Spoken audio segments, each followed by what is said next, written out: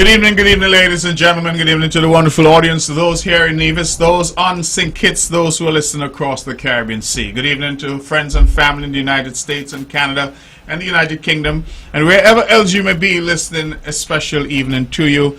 This is Mark Brantley, host of the show, and this is On the Mark, another edition for this Wednesday from 8 to 10 p.m. We continue to be the only show of its kind, 2 hours of commercial-free radio. And we are here each Wednesday to have a conversation with you to discuss topics that are of interest to our people. And we're very proud that we've been doing this now for over 2 decades. So we have been a staple in the lives of so many at home and abroad over the last 20 plus years. We're very grateful for the opportunity. We thank Bond Radio, Weber Herbert, for the opportunity that he has afforded over the years. And we thank the law firm of Daniel Brantley that has paid for this show from its inception and continues to pay for this show to allow us to be commercial free. So we're truly grateful, and we're optimistic that when the history of Nevis is written, we might warrant a footnote that we did do our part to keep freedom of expression alive and freedom of speech, which is the bedrock of our democracy, that we keep it alive. On this show, we invite all shades of public opinion. You know me, I'm the Premier of Nevis, I'm the leader of the Concerned Citizens Movement, a political party that is here on the island of Nevis, and you may not agree with me, you may not agree with most things, you may not agree with anything, but that's okay. We welcome your calls anyway. All that we say to you is please be respectful. We want you to be respectful of the standards that we have created here at Von Radio, where only the best will do.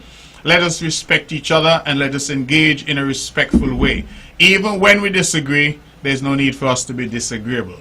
That's a standard that we have set. I don't like to hang up on people, but if you're calling and you feel like you want to get jiggy, we will hang up on you. And so the idea really is for us to have sensible conversations which uplift us and uplift those who are listening. Let us make Nevis proud. Let us make St. Kitts proud. Let us make our region proud by engaging in conversations at a level which shows our standard of education and our level of understanding. So that for us is very important. We set a very high bar here on this show. The Von Radio sets a very high bar. And so when you pick up the phone and call in, because it is a call-in show, we want you to remember that only the best will do. This is not some rabble-rousing show. There are other shows where you can do that. You're welcome to do so, not here. So we just want our people to be clear that we want good debate, good discussions, not necessarily agreeing, but discussions that uplift everybody and hopefully make those that are listening a bit wiser.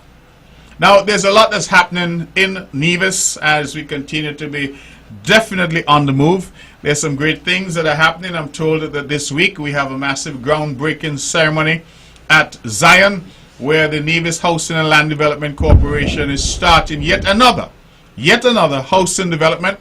It continues to be an absolute revolution here in Nevis in terms of housing. These affordable houses, I don't even know why they call them that. So many of them look like mansions to me.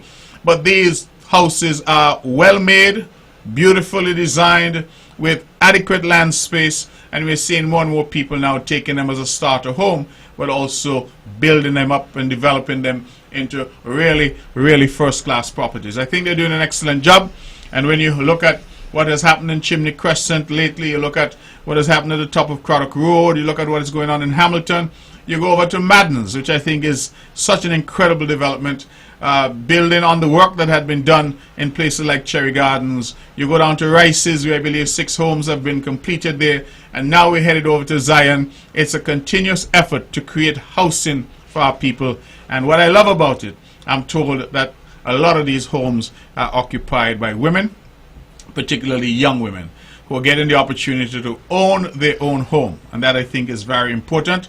It empowers. Nothing is more empowering than owning your own home. Shaking your title, not just your key, but shaking your title. For us, that's critically important. Now, ladies and gentlemen, as I said, there's a lot happening. I'm told that we have a grand opening at our hospital that will be happening shortly as well, and that will be the opening of our brand new state-of-the-art kitchen. Those who know me know I like to use those words. State-of-the-art kitchen with brand new equipment. It is part of the overall development of the Alexandra Hospital. And yes, the wing that we have been talking about has been stalled for some time, but that has not stopped us from continuing to improve, continuing to build, continuing to develop, and continuing to ensure that our people as and when they get sick, if and when they get sick, that they have a place at Alexandria which provides first-rate care. And part of that care is obviously the nutrition that is offered, and we have invested significantly in a brand new kitchen as part of the overall development at the hospital, and we will have that opening ceremony happening very soon. And so again, we are making strides here on the island of Nevis that we are very, very proud of. But I can go on, as some of you know, I can sometimes do my little soliloquy for an hour or more. Tonight is not the night for that, because we have some very special guests who are in. Some young people who are doing great things for young people. Sometimes we see young people who say they're dependent on those of us who are older to do things for them. Then there are others who are saying no. Young people should empower each other. They should do things for each other. They should learn from each other. They should teach each other. They should lift each other up. And that's exactly what we're doing here. And so I'm going to turn the show over to these two young people who are here with me. They will introduce themselves and tell you a bit about what they're doing, why they're here, what's happening, and then we can engage in a bit of discussion. They tell me they're going to stay with me as long as possible. I'm not sure how long that is, but however long they stay, we're grateful for them to be here. And of course, when you open the lines, you may have questions for them. You may have questions and other things. It doesn't matter. On this show, we say all opinions are welcome. And so, ladies, good evening to you. Welcome to On the Mark. Good evening. Thank you so much for having us. And who are you? Please introduce yourself to the audience. Be sure that you're being listened to and watched across the world. So, tell us who you are and why you're here.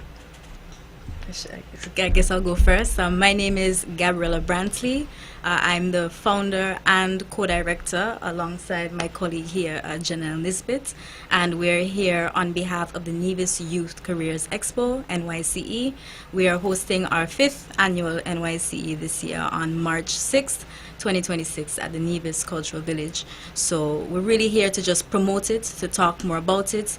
It is a career fair for the school-leaving students of Nevis, an opportunity for them to really dialogue with professionals in and around St. Kitts and Nevis about the various opportunities career-wise that are available to them as persons who will soon be occupying spaces in the workforce. And really just an opportunity to get to know these persons and to sort of get their face out there ahead of them departing school. Okay. All right. As my co-director mentioned, my name is Janelle Nisbet. I am one of the co-directors of the Nevis Youth Careers Expo. And this year we are turning 5, and we're turning 5 under the theme, Own It, Build It, Become It. We like to have these themes to guide the careers fair annually so that the students can realize that they have to embrace their future. They have to make the decision and go out and seek the information and prepare themselves to be able to become exactly what they want to be. So tonight we're just here to sensitize the public about what we're doing, to encourage businesses and organizations to participate, because while we are putting on this event first and foremost for the students, we realize that it's a mutually beneficial initiative where businesses, you're getting to meet the workforce right as they're about to come into that space. So you get to influence the type of employees, you get to influence the young people to go into fields where you realize that there's a shortage. So we want to encourage you to come out and engage with those as well. There are also some students that are looking for job opportunities right as they leave schools, and some businesses have openings in those areas, so it's a good opportunity as well for recruitment and giving them that last push and enticing them to come in that direction. So I'm happy to be able to stay for as long as we can to engage in the conversation and engage the general public. Okay, well, thank you very much. And Gabriella Brantley and Janelle Nisbet, who are both here, as I say, young people, or youngish, young women who are doing good things. Now, one of the things that I'm impressed about with this idea of this careers fair is that, one, it has lasted, because a lot of things we see happen, they happen once, and then people sort of get tired of them quite quickly. This is going into its 5th year. How does one get involved, whether by way of sponsorship or one wants to be an employer there? Tell the public a bit about how does one become a partner, a stakeholder with NICE? Well, in terms of sponsorship or participation in NICE, we do have a contact number that persons can contact us on, that being 664 NYCE. So that's actually 664-6923. So again, 664 NYCE. We also have an email address that people can contact us at. That is Nevis Youth Careers with an S expo@gmail.com. Again, that's Nevis Youth Careers expo@gmail.com. Now, for persons who would just like to, participate in perhaps volunteering their time capacity, help us out, I think I'm quite easily reachable. I think Janelle is too, so you can just pop us a message on any of our social medias, or of course use the number or email address as previously stated. And the more the merrier, the more young people that can come on board and help us with this initiative, the better. So, if I'm understanding correctly, this is largely volunteer driven. Yes, completely. Okay. So you're asking certainly for people to come and assist you in terms of volunteers, but you're also asking for people to sponsor. Yes. Now, if I want to sponsor, I'm a business and I want to sponsor. I want to be a part of this. I believe in this mission to engage with young people. What do I get out of it? What is the return, if you will? For me, what would be the pull factor that will say to me, you know what, you have a million things you can sponsor NICE? Well, the number one thing you get is, of course, giving back to the next generation of students. But we understand that as the business persons, you have to consider some other factors. So we put together several different sponsorship packages to make it a beneficial relationship, so you get that additional public advertisement. So we have our promotional materials such as our nice t-shirts annually. Your logo and information is at the back of the shirt. We've launched our website for our 5th year, the Nevis Youth Careers Expo.com, and so your sponsorship it's spelled out Nevis Youth Careers Expo.com. Expo.com. Yes. So for our 5th anniversary, you can also register there, but our sponsors are promoted there as well as through our social media pages. During the event, depending on your sponsorship package, you have a number of ads that are played throughout the event. So those are radio type ads. Our DJ put on those throughout the event so that the students can hear about it. So for example, if you're a bank and you have student loans packages, you can advertise that throughout the event. We also advertise you on our banners, our brochures, all of our promotional materials. You're able to put up flags and promotional banners throughout the event as well. We have over 200 students coming through, teachers, other businesses, so you get that advertisement from sponsoring the event. So I'm not sure if you said it earlier, but where is the event hosted? Sorry, so it's being held at the Nevis Cultural Village. It's been held there, I think, every year, Yes. since its inception. So same place, same time. So it's in Nevis Cultural Village on the 6th of March, 2026, from 9 a.m. to 1 p.m. Okay. Tell me broadly, what is the objective? So you have this event annually. This year you celebrate the 5th anniversary, so kudos to you both on that and to your team. But what is the objective of the event? Put differently, when you do your post-mortem on your event, what do you look for in terms of saying, well, yes, we're satisfied that this year was a success? Some of the things that we look for, of course, is a variety of participation. So while we want to capture everybody that we can, we are also trying to expand into different areas, niche areas that might not be the traditional careers that the students are exposed to. So in the post-mortem conversation, we're looking to see, were we able to capture any new businesses and organizations? Were any students able to get employment out of this? Because in previous years, some students might have been able to get employment at institutions such as Radius, who was a sponsor last year. So those are some of the things that we're looking for in terms of seeing if we're able to advance the needs of the student. And we know we have different types of careers activity throughout the island, throughout the schools. Sometimes we invite businesses, individuals to come in and speak to the students. What makes this event unique is that the students are able to circulate at will and have more personal conversations with the representatives from the different organizations. So if you know for certain you're not perhaps interested in law, you don't have to sit through the entire presentation on that field. You can now go to an area such as NEVLEC and have conversations with some of the technicians. Where did you study? What advice would you give someone going into this field? And during the event, we as the team circulate to see those conversations happening to make sure that it's a fruitful and engaging experience for our students. All right, you mentioned students, and that I think is a good thing for those young people out there, that there's a possibility that you could actually land a job. Yes. At NICE simply by attending this careers fair, this careers expo. But you mentioned that some students have got jobs. Do you have a mechanism that you could track that? I mean, do people actually come back to tell you, well, you know, there were 200 students, 5 got jobs, 15 got jobs? I mean, do you have any capacity to do that?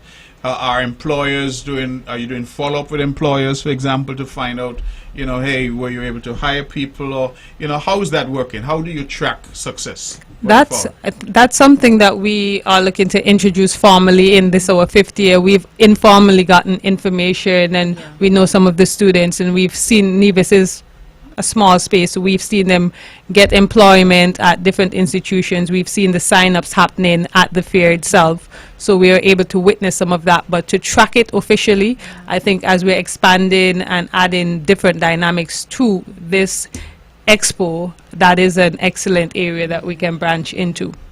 There are certain businesses, for instance, I think it was Radius last Yes. year, who was actively doing interviews at NYCE last year.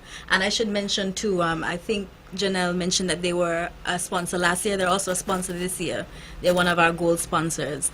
And I think they did it as well as a few others. They did active interviews at the NYCE event itself. So it would be interesting to maybe ask them a question as to how many persons were actually hired, you know, as a result of those interviews. It's definitely food for thought and something we should consider going forward, yes.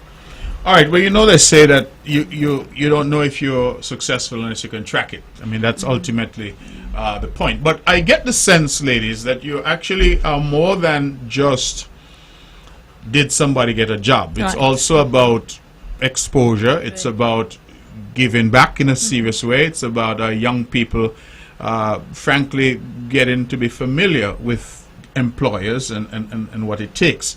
Now, before we went on air, I raised the issue with you both that in my experience as Premier of Nevis, the statistics suggest that Nevis is currently quite job rich, meaning that every time we get statistics from Social Security in recent years, it has said that Nevis has more jobs than workers, than employees. And so that gap is being filled, it seems, by people choosing to do 2 or more jobs.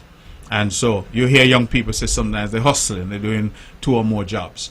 When I speak to employers, though, and let me add to that before I go to the point that I want to make, that St. Kitts Nevis are signatories to the OECS arrangements on free movement. So oftentimes when we see our fellow Caribbean nationals coming in from Dominica, St. Lucia, wherever they may be coming from, there are some who say, oh, all these people are coming here. I just want us to be clear that they do not need a work permit and that they can come because that is the agreement among the OECS countries. And so the same way a Dominican can come to Nevis and work, a Nevisian can go to Dominica and work. That's my understanding of how it works. So it's not as if people there's any impediment. At the CARICOM level, there's what I call limited freedom of movement, where certain category of workers, those who have a skill certificate, those can come. But within the context of the OECS, everybody can come. Now, why is that important? That is important because it means that the Nevisian worker is no longer just competing against the Nevisian worker, or the Kittitian worker for that matter. That student who's leaving school, leaving sixth form, potentially will be competing against somebody who's coming in from St. Lucia, or Dominica, or Grenada, St. Vincent, as the case may be. Given that reality, because it is a reality. I have been engaging with employers on Nevis, and I have asked the question because many of them are lamenting they can't find people, they can't find the right people, and I have said, one, are Nevisians applying? The answer that I get back often is that yes, Nevisians are applying. So I said, all right, if that is the case, why are Nevisians not more successful? Why is the success rate for Nevisian applicants not high? And the response that I often get is that many of the young people, when they go to the job sites, they go to the employers and they interview, that they are not performing well, that they don't present well, that they don't inspire confidence in the employer. As young people, I'm curious, what would you say to that youngster who's leaving sixth form, who's leaving CFBC, who's leaving CSS or GSS, who's looking for work, who applies to Radius, applies to Telemed, applies to Four Seasons, applies to government, applies to whoever for a job, in terms of them having a better opportunity, a better chance of securing that job? So I am, Joe Black, and I've applied. I'm just fresh out of CFBC. I have my associate degree. I am bright. I'm capable. I apply to Four Seasons. I apply to a trust company. I apply to a bank. I apply wherever for a job. I have been given an interview. What do you think are some of the things that Joe Black should be doing, looking to do, in order to say, listen, I give myself the best chance of getting this job? I think preparation and presentation matters, and those are some of the fundamental areas. Joe Black would first and foremost, when you're preparing to go into an interview, you absolutely have to prepare in every sense of the word. One, you have to know about what you're applying for. I found that you have some individuals going to apply for positions and they don't even have any knowledge of what the position entails. So sensitize yourself. We have the internet at our fingertips. That's one of the things that we keep encouraging the young people to do. Prepare in that sense and prepare yourself.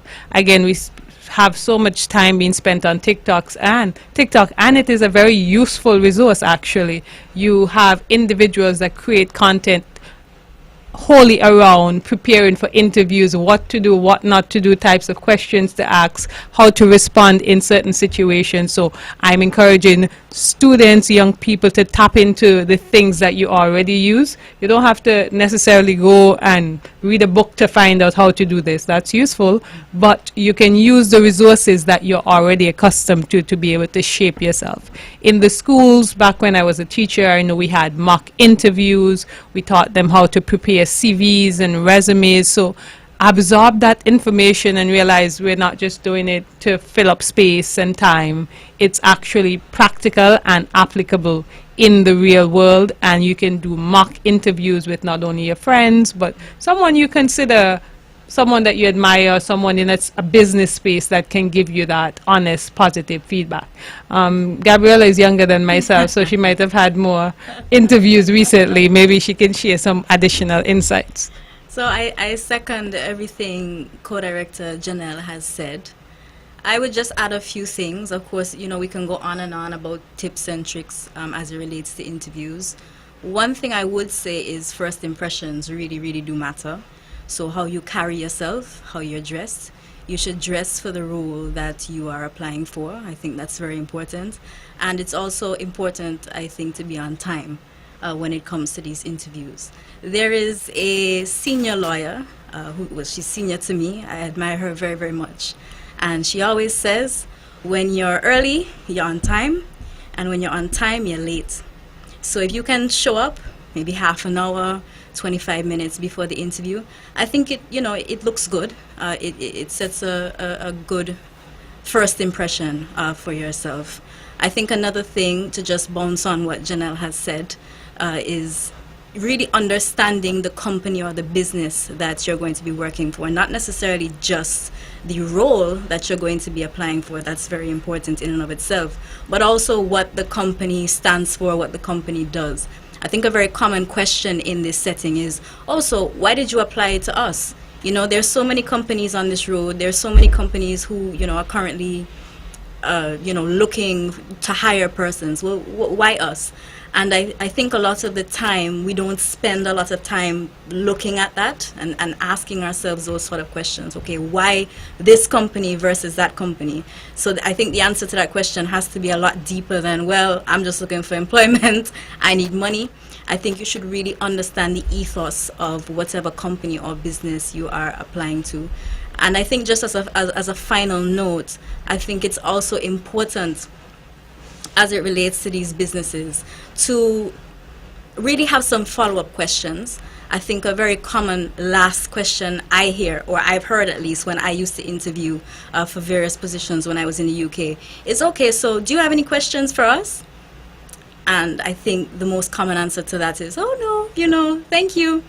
And I think it also, it really is impressive for you to have thought of some questions to ask that potential employer. It shows that you've really given it some thought. You really have some deeper awareness or a sort of deeper understanding as to what you're trying to achieve at the company. You've really done your research into the company. So I think it, you know, it really looks good if you can also ask some follow-up questions when they do ask you that question. So yeah, I think. So just, I don't mean to belabor it because I think the answers have been quite comprehensive, but I too would want to emphasize in my experience that young people, or anybody for that matter who's going, that you be on time. I think that if you're late, it already sends the wrong signal, and I really doesn't matter to me why you're late. The reality is, you know, you have an interview at 10 o'clock, you start to get ready at 8, you get there in good time. I think it shows professionalism. Another thing, as you say, is the dress, because one of the complaints I'm getting from employers is that people show up. In fact, one employer told me the other day that somebody showed up like they just roll out of bed and just say, well, let it go down the road here, go have this interview. You know, we need to appreciate that first, you only get one opportunity to make a first impression. You know, if you come in looking away, you could go back out and come back in, and the first impression is already created. So it's important that people dress the part. You look the part, you dress the part, you go there and you are professional and you come ready. A pet peeve of mine, it may not be a reason why people don't get jobs, but is people who do not shake hands properly. You know, it is something that I don't know what's happening, but I have extended my hand to several people, and this is not just young people, and I extend my hand. Your right hand is extended because that's the professional way to shake, and the person puts out their left hand to me, or they put their hand in a way that is not going to be shaking my hand, but rather just to touch my hand or something of that nature. Some people, when they do shake your hand, it's a limp shake. It doesn't inspire confidence at all. I'm not saying to squeeze up somebody's hand, but you know, just because, you know, you're here, be present. You know, I get the sense sometimes that these little things aren't, if they're not being taught, they're not being absorbed, and I think that that's important. And then, like I say, research. Not just research on the company that you're going to interview for, the job and role that you're going to interview for, but also research on how to interview. Because the same TikTok you referred to, I'm not a TikTok user, but from what I've heard about TikTok, there are, I mean, you could learn to do almost anything. Everything and anything. On TikTok or YouTube or any of those. So the truth is, I think that these very tools that sometimes we just use for entertainment, we can also use for education and to advance ourselves. And then if I have one further peeve, and I want to say it because some employers have said it to me, that if you're working at company X and you go to company Y to do an interview, and they ask you why you want to leave company X, for God's sake, do not bad talk company X. So what has been happening, I'm told, is that some people, they come to do an interview with this company, they actually work in someplace else, because that happens a lot. Naturally, people are looking for new or different opportunities. And the question comes, well, you're working at Rams, you're working at Best Buy, why you want to leave? Oh, we don't like them and this and that. Because what the message that sends to the person interviewing you is always the same thing you're going to go and say about me and my company if there's an opportunity for you to leave. Even if you don't like where you're working now, you don't have to tell nobody that. You go Right. home and you cuss to your family and your thing. But to go to an interview for a new job and cuss your old employer or your existing employer, I just think it sends the wrong message. So I think there are little tips that we can do. But I think being professional, projecting professionalism, projecting confidence, that's also important. You know, some of our people are a kind of very shy, very reserved, very, you have to pry words out to them. You're there for an interview, and as uncomfortable as it is sometimes, you could practice. So I was asked the other day, a young person said, Mr. Brantley, I love to hear you talk. You don't stutter, you don't you speak freely, you don't need a script. How are you able to do that? And I said, practice. Practice. And listen to me. Young people out there, don't be afraid to get in front of the mirror and practice. You're going to do a pitch. When I was a young lawyer, I would go and I would practice. One of the biggest cases that I did as a lawyer in my legal career, we were representing a very big liquor brand. And we went to Los Angeles. And the instructing lawyers were in LA. And they told us, that is the Queen's Counsel at the time who was leading me, and I, that we should bring our full regalia, our robes, our tabs, everything. And I thought that was bizarre. Why are we going to prepare and take full clothing? And when we went to LA, we went to this conference room, and they had the conference room set up like the Court of Appeal, with 3 of the partners from that firm as judges, and we had to present the case as if we were arguing the case to the Court of Appeal, point by point. They challenged us, they did, and I thought, I have never seen anything like that before. But it was all part of the preparation.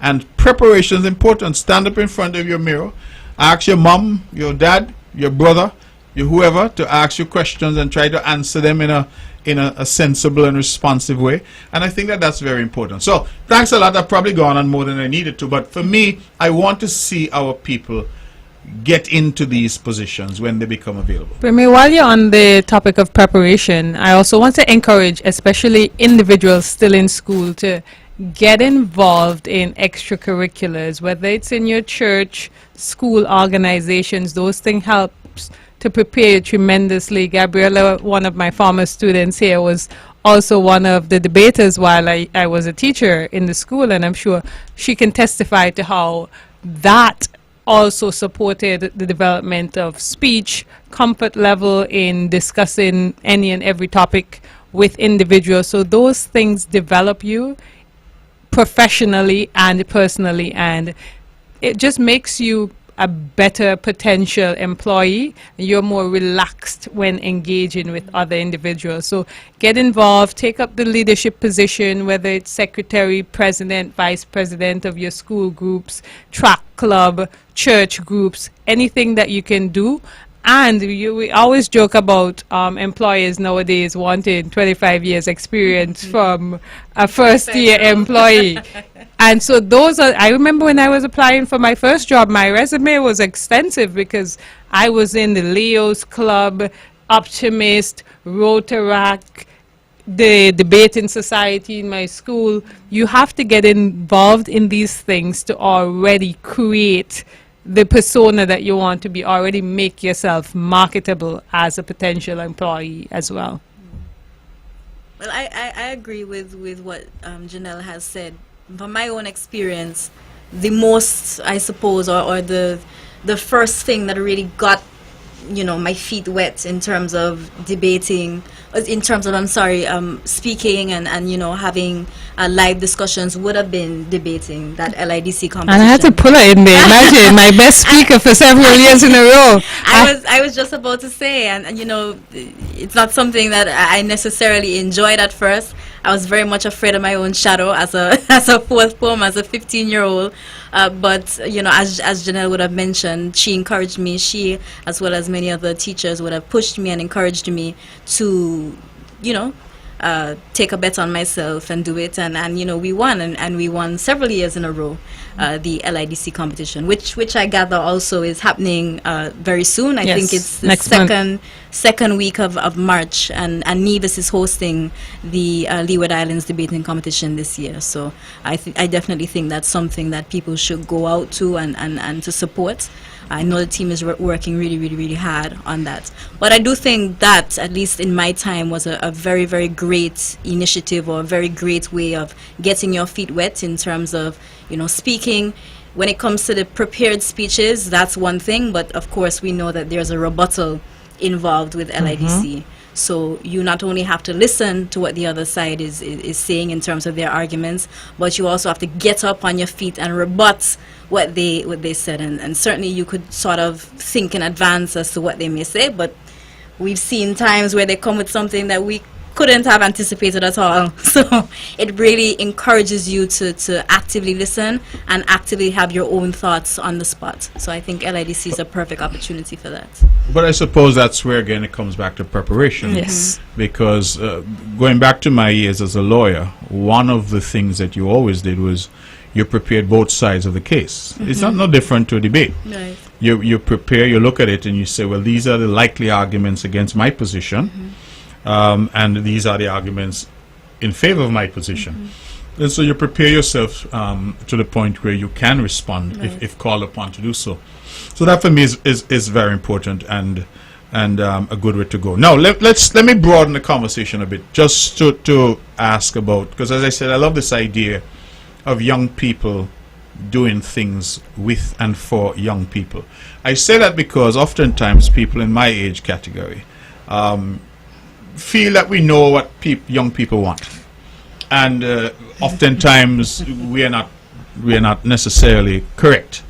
One of the things that I've been happy about and impressed about this particular initiative is sort of where it comes from. I mean, Gabriella, you're the founder, and Janelle is a co-director.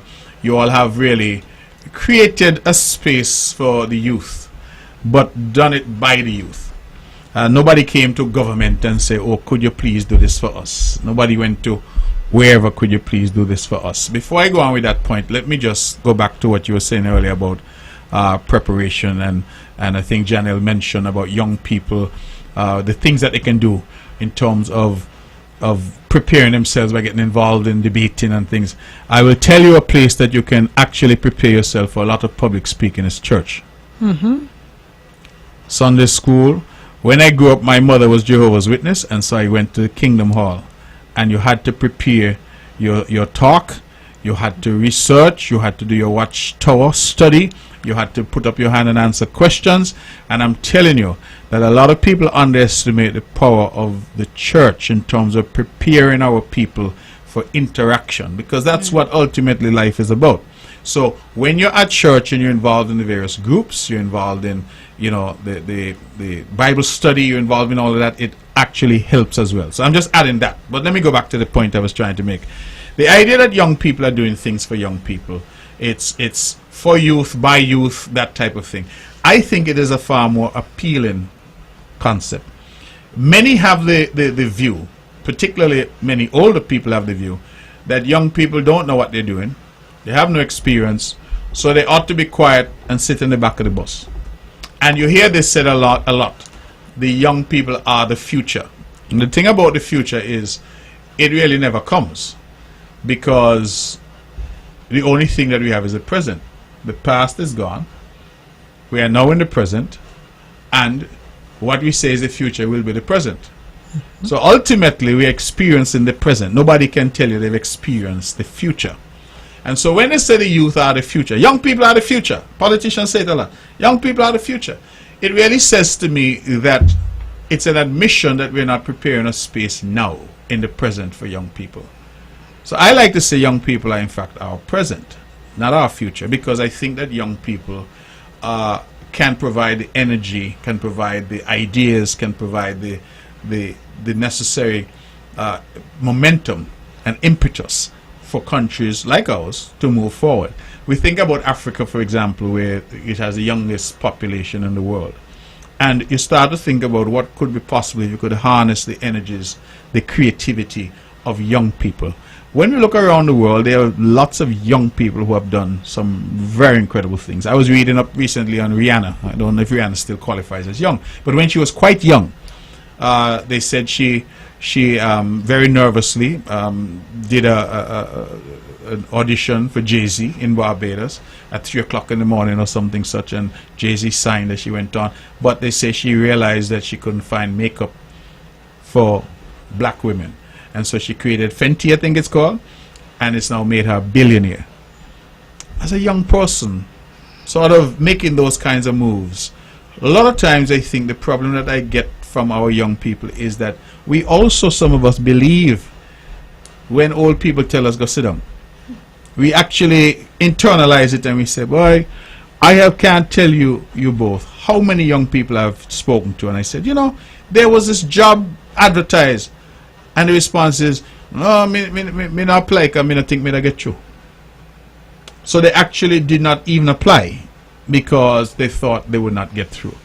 So how do we, in a broader context, how do we start to change that narrative to empower young people in a way that they understand that their voice matters, that their energy matters, that while they may not have the experience, their ideas matter, and which of us can truly say that we had experience all the time? Experience is something that you acquire over time. So it is foolish to say to a sixth former, what experience do you have? It therefore means that you must at some point take a chance on that individual and then invest in him or her to develop him or her. So for me, that is an important sort of question as to how do you change that narrative and give greater confidence. We've had a lot of debate in Nevis, for example, about this Destiny project. And of course, Janelle is here tonight as Janelle. She's also the minister in the cabinet of the Nevis Island administration. And so one of the things that we did as we engaged with stakeholders on the Destiny project is we had a number of meetings. And I have said to everybody, I mean no discourtesy to any of the groups that we met, but to me the best meeting was with the sixth formers. Because they came, they were energized, they stood up, they made their points, they came prepared, they made very, very excellent suggestions as to what we should look at. I mean, I remember one sixth former saying, if they're going to use electric, because Destiny Project is saying that they're only going to be using electric vehicles to get around inside. And he said, well, will there be retraining of our fire officers to deal with fires or crashes involving electric vehicles? That had never even occurred to me as a Premier of Nevis. A young sixth former get up and say, listen, these are the things you all should be thinking about. And I thought, wow, how do you kind of mainstream that and let that become the norm, as opposed to young people wilting away and saying, oh, that's a big people thing. When I was growing up, you used to hear, this is a big people conversation, or you hear things like children should be seen and not heard, right? And so it's part of our culture in a way that they tell you to stay back, and so it is not uncommon for us to marginalize or exclude our young people, and then a lot of older people taking up the space, and frankly, in many cases, overstaying in the space, right? You have even in the terms of the politics, you have people who are going to be 70 saying that they want to run, they want to be the ones to lead the island, and you say, well, where's the energy? At 70, you realize this, I think it's in Psalm, say, 3:10. At 70, you're only now getting ready to meet Jesus, right? But you're saying, oh, I want to run Nevis at that age. I want to run St. Kitts at that age. So the question that arises then is, where's the space for young people? And how do we encourage youth, as young people yourselves, to get involved, to take that chance and say, hey, here I am, and I have a contribution to make, and I want to get involved? I think sometimes you just have to continue to encourage young people to take up the space. One, encourage the older folks and the old adjacent, such as myself, to continue to, of course, give space to young people. But as young people as well, you simply have to take up the space, whether it's given or not. I loved the meeting with the young people actually in relation to Destiny, because they were asking questions that spoke more to positioning themselves to take advantage of the opportunity, how they could prepare, what they can do, what area should they study in order to tap into the benefits of such a thing, versus some of the conversations with the adult population that were focused on, okay, I just want a job here maybe, or looking at problems more than potential opportunities. So I think the young people are already prepared to take up that space, and they've already started.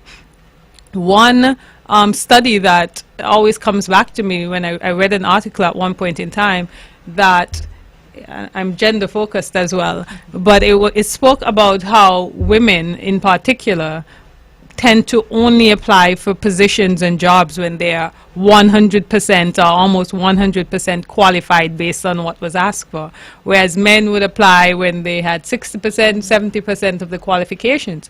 And so you're shortchanging yourself by not simply taking the opportunity, because your 90% very well could have been more successful than a 70% that had the confidence to even try. So those are some of the conversations that I'm consistently having with young people. The only answer you're sure about is a no if you don't try. And if you try now, there's an opportunity to whether you get it or not, but to grow from that experience. And so that's part of the conversation we must keep having.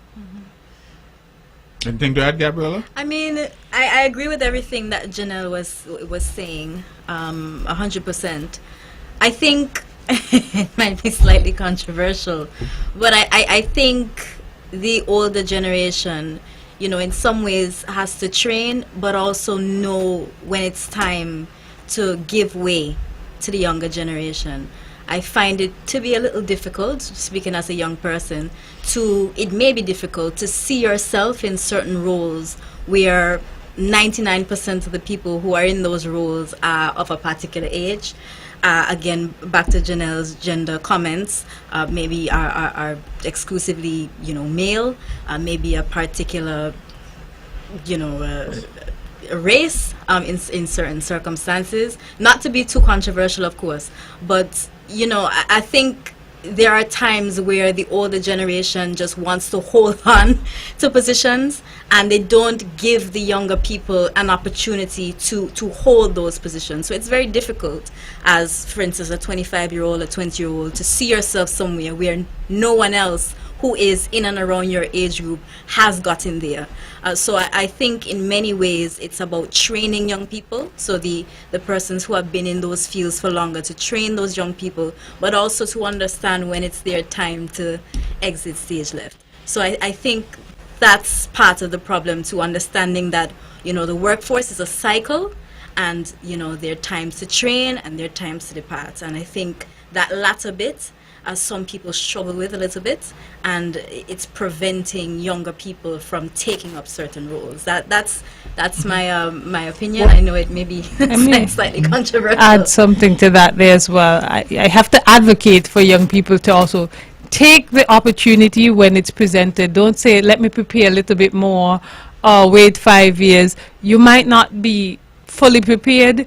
You might even fail, but take the opportunity when it's presented to you. I didn't have any specific preparation for this role as Minister of Government. I'm a young person. It's a male-dominated field, more mature individuals. But the opportunity came, and at some point you have to simply say, I'm going to take it, and I'm going to actively do my best in the role. And that might help to provide representation for someone else coming behind me. I hope I'm being representative for individuals such as Gabriella, so you can see young people, women take up certain positions, because it matters. It doesn't make sense for us to speak about it. I'm saying you need more young people, you need more women, but then when the opportunity comes for you, you say, no, I'm not ready. I'm not ready. You have to be willing to take that chance so that you can also inspire other people and fill those gaps that we need to see filled. And the truth is that everybody, I was reflecting tonight that my very first political speech was in Bat Village. And I had a piece of paper that I had written what I wanted to say, and I was so nervous. Now I go on a political platform and I could almost do it in my sleep. It is now a part of me. So everybody starts someplace, and I think that sometimes is lost, because like you say, the opportunity is presented, and some people, I'm not ready for that yet. But when will you be ready? Right. When will you be ready? Because when the opportunity is gone. But even if it's 5 years later and that opportunity is presented again, it is still your first time in that role. So whether you're ready now, you're ready 5 years later, you're still going to start from a particular point because it's your first time in that role. So I echo the sentiments you've expressed. I think it's important for us to take up space. And I don't know, sometimes I wonder, is it something sometimes in Nevis that is cultural? I always recount, and I think I've probably said it on the show before, that when I studied in Jamaica at the Norman Manley Law School many, many years ago, I met a Jamaican chap, and he said to me that he knew someone from Nevis, and he gave me the name, who of course I won't mention the name, but he said he knew somebody from Nevis. And the guy said to me, he said, yo, are the brightest man me ever come across. I said, yeah. He said, yeah. He said, when we're in class and we don't understand the concept that the professor is teaching, he said, that's the man who later gonna teach us, meaning the classmate from Nevis gonna teach us. So at the University of the West Indies, Mona, this fellow was telling me that this Nevision was the brightest person he ever met, and that this Nevision would help the rest of them understand the concepts when they couldn't understand. And he said, but you know something strange? He said, the man never make a comment in class. The man never put up the hand in a tutorial. So he said, imagine in a tutorial, he, the Mr. Jamaica and others are raising their hand and engaging with the professor, and the man who teach them the concept in the vision is quiet. Those out there who are listening, let us say that there is a town hall meeting tomorrow at the Red Cross building. There are 15 rows of chairs. Everybody who comes in sit down at the back. Indeed. And in fact, some come in and take up a chair from the front and carry it down and sit down in the back. The question I ask is why? Why? Some people think perhaps it's a sign of humility, but I see many arrogant people do it. So it is really not about humility. It's about something in our culture where we like to stay in the back. We want to stay in the shadows. We want to stay hidden. We don't want people to call our name. People going to say we play big. People going to say all kind of things. And I think part of that is what keeps us back. You know, when I know I was told a joke some years ago. They say a Jamaican and a Nevision went to a job site in New York. Both of them were desperate for work. Both of them are very hungry. And they go to this job site and they say, listen, they want the job. The foreman on the job site say, the only job he has available is to operate a crane. That's the only job he has. The Nevis man right away said, boy, I'm sorry, I don't know how to operate a crane. He turned to the Jamaican man said, crane? I may operate crane all my life.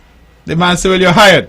Soon as the man turned it back, the Jamaican look at the worker who he met there. He said, boy, I beg you, show me a thing. Show me how to start the crane. Show me a thing quick. Because the Jamaican man decided there's no way he leaving there without a job. The Nevis man give up early o'clock. He don't know how to operate a crane. And some of this, I really wonder if it's cultural, if it's past, if it's embedded in us. Shut up, know your place, you know.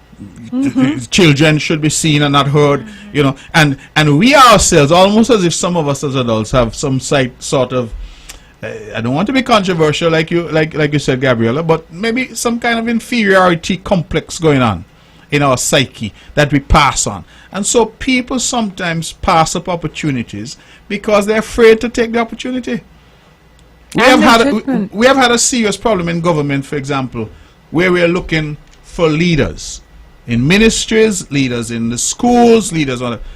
And we go to people who have master's degree, who are qualified, and they say, not me, not me. Be happy with me, they don't want no leadership, they don't want no responsibility.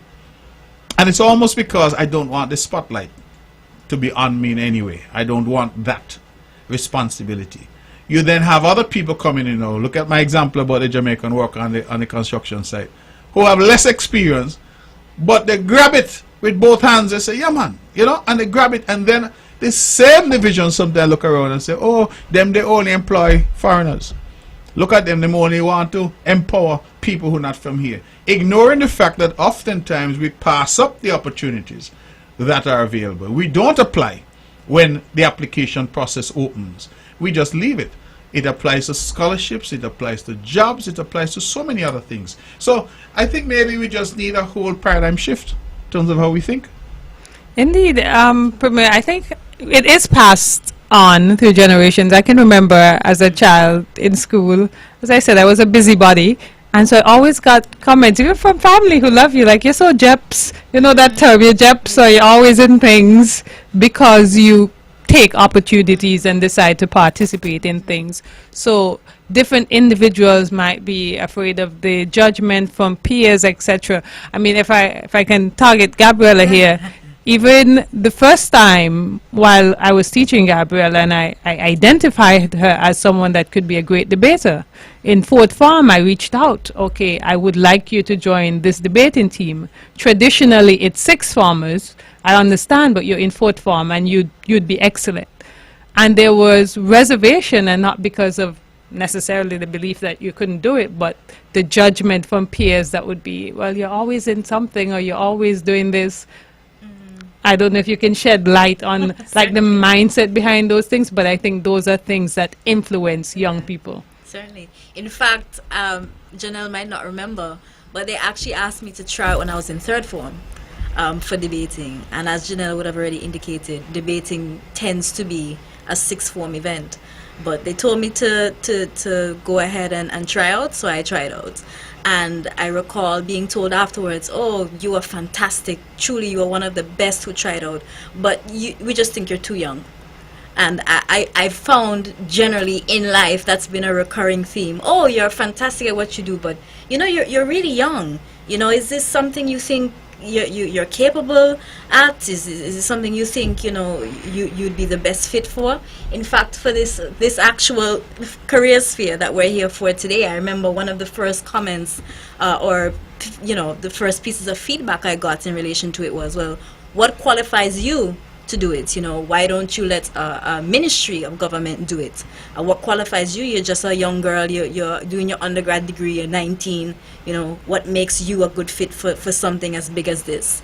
So, you know, I find that to be a recurring theme generally. I don't know if it's because we are women. Generally, clearly that's our experience. So I don't know if it's because we're women who are young and we're ambitious.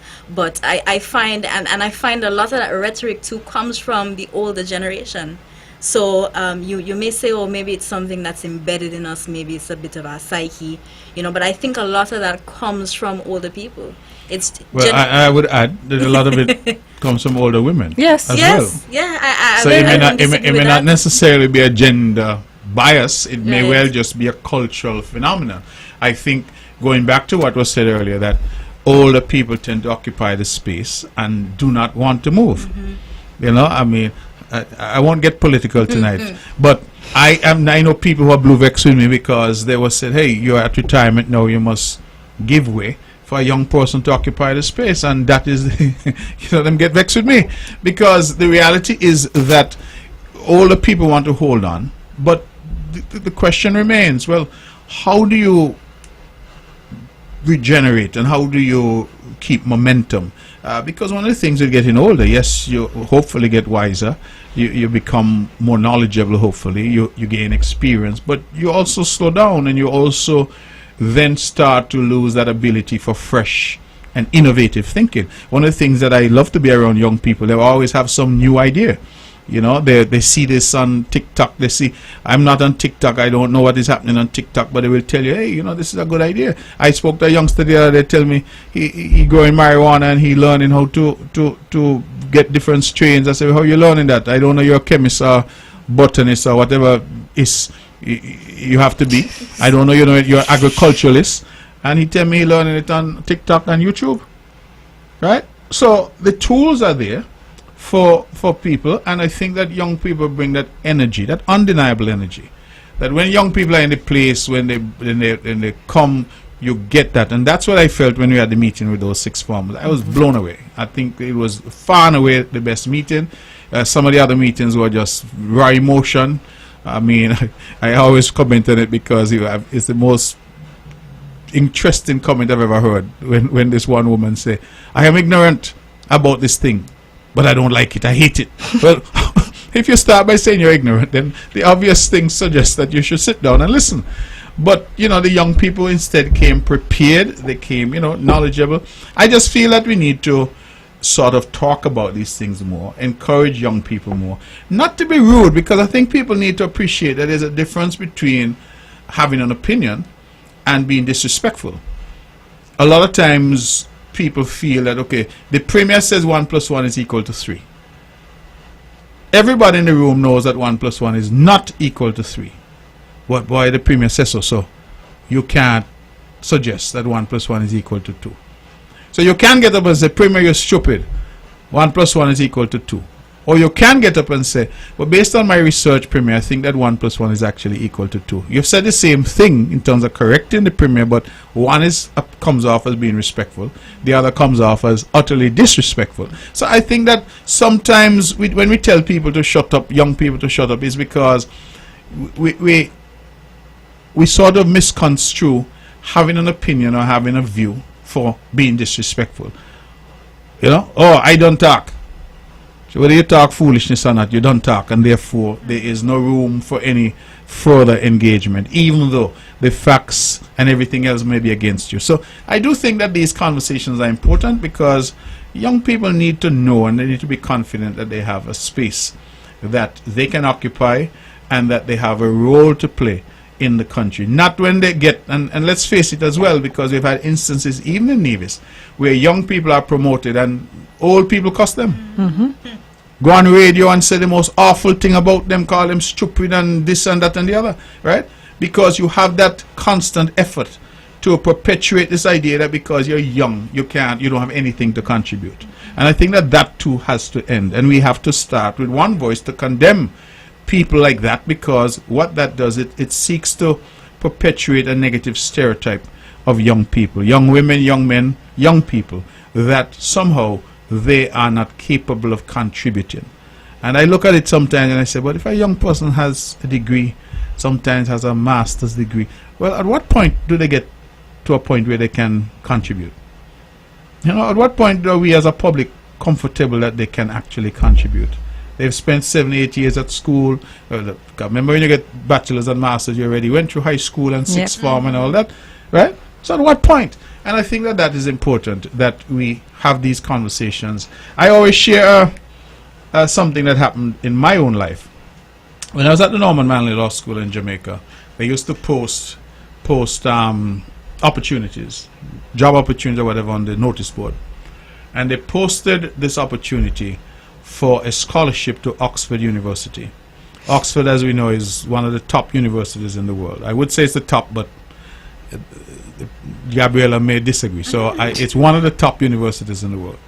But they posted this scholarship to Oxford University, and when I read the information, it said that they were only offering one to the entire Commonwealth. So I look at it and I say, wait, the entire Commonwealth, that means all of the English-speaking Caribbean, Sri Lanka, India, Australia, Canada, UK, Zimbabwe. India alone has over 1 billion, whatever, like 2 billion people now. And I said, one scholarship for the entire Commonwealth? So I took it to my friends. We had a little clique that we used to hang. I took it to my friends and I said, boy, let us all apply for this thing. And they laugh at me. You know, they said, well, that's ridiculous because there's only one. How on earth is some boy from Nevis going to get that in a pool that is probably hundreds of millions of people potentially for this scholarship? And I tell them, listen, I don't care what you all say, I'm going to go ahead and apply. I applied, and if I'm entirely honest about it, I promptly forgot that I applied. But I just decided I am going to apply. Because my father, blessed memory, used to say, if you don't apply, you already tell yourself no. So I decided I'm going to apply. About 3 months later, I get this letter in the mail from Oxford saying you have been awarded the scholarship. And, you know, my detractors may well say that I was the only person who applied. But I like to feel that I won it out of 200 million applicants, right? But the bottom line is, imagine what would have happened had I not just filled out the application. I would never have had the chance. That turned out for me going to Oxford, getting a full ride, getting an advanced degree, postgraduate degree at Oxford, which set me up in terms of my career and my life thereafter. But it all started there, and I remember that conversation I had with my friends. I said, boy, that's foolishness, one scholarship for the entire Commonwealth. How you going to possibly win that? And I went ahead, and here I am today. So there are things in your life, and I think that these little snippets are to encourage our young people to try, to seize the opportunity and to put your best foot forward and to do what you need to do. All right, you all have been here for an hour and 6 minutes. I think you all said you might have spent an hour. I don't know if you want to stay until the rest of the show, but the show normally goes until 10. I'm going to open the lines. If you want to stay, you're free to stay. If you want to leave, you're also free to leave. But I'm going to open the lines and see what callers may think and see if anybody out there wants to talk to us. Ladies and gentlemen, this is On the Mark. I'm your host, Mark Brantley. I have with me guest this evening, the Honorable Janelle Nisbet, who is a Minister of Government. She's not here in that capacity, but if you want to ask her a question in that capacity, I'm sure you're free to do so. She's here as one of the co-directors of NYCE, Nevis Youth Careers Expo. I also have with me Gabriella Brantley, who I kind of know for a little while. She is the founder and co-director of NYCE, and they're having their 5th edition of the Nevis Youth Careers Expo on March 26th. March 6th. March 6th, forgive me. March 6th, what day is that? March 6th is a Friday. It's Friday, March 6th, 9 a.m. to 1 p.m. at the Nevis Cultural Village. Okay, so there you have it. March 6th, which is a Friday, 9 a.m. to 1 p.m. at the Nevis Cultural Village. They're asking individuals to participate. If you have a business, if you are a sponsor, and students, young people, come on out and get the opportunity to find a job, to learn more about the job market. As I like to say, this is young people doing something for young people. For young people, by young people. I think that's the best way to go. We think we have some calls? No? Callers, we are now going to open the lines and take some calls. 869-469-1616 and 1700. Let's go to the phones. Good evening, you're on the mark. Hello, good evening. This is Mavis. Good evening, Mavis. How are you? I am good. Well, I was never one of those persons who took a back. I want to commend Daniel and Gabriella for the job that they are doing. We really want somebody here to champion youth, and we really want the young people to believe in themselves. Every day at school it's a struggle for you to tell a child, don't repeat the question, you already know the answer. Just do it. Just do it. And if you just do it and fail, you'll understand why you failed. And sometimes it is better to fail at smaller things rather than failing at the real big things that have far-reaching repercussions. I keep trying to talk to students to tell them that the world is so small at the moment and to take one of the scholarships. Because at 48, when I went to Indonesia, and I left my daughter here, difficult teen years, 15, 16. There are many nights that we cook together. I'm talking to her, and I'm cooking my dinner, and she's the one reminding me, oh, Mommy, you forget to put this in the pot, or you didn't do that, or something like that. And so you still had relationship, you still had connection. Another thing is the cell phone. I mean, they're the ones using it most of the time for just a laugh, social media. And I try to tell them about the powerful tool that they have in their hand. I mean, for the Android, the iPhone a bit difficult. There is an EPUB reader. And for a teacher who has given the students the notes online, e-notes, I said, when you're in your mother's car coming to school, you can put on the EPUB reader and it reads to you. There are other apps that does the same thing. So you have to learn to use your phone and use it wisely. Just not for people to laugh at you or to put out pictures that are going to come back and ruin your reputation. There was a young lady that I taught a couple of years ago. I am never late. My mother has taught me well when it comes to punctuality. She said, always go there, sit down, relax, and think about what is to come, so that you can say or do something sensible. And so I always live by that. I never like being late. So this time we're going to an interview And she said when she going down, when she home getting ready, diddling and darling, she hear my mouth. I am never late, I am never late, I am not going to be late for Mark Street. And she jumped up out of her bed and stopped fooling around and got ready and went down and sat down. So the first thing the manager told her was, in so many years here, he haven't come in and meet somebody waiting for him for an interview. And that child called me that same day to tell me, thank you for that mantra that I used to sing. You know, day in, day out, I'm never late, I will not be late, I want my work. And sometimes we can talk at students and the message is going. So the only message that is not being received is the unsaid one. Sometimes we just have to talk. It goes on the breeze. Some stony soil, some with some soil that is ready to receive it.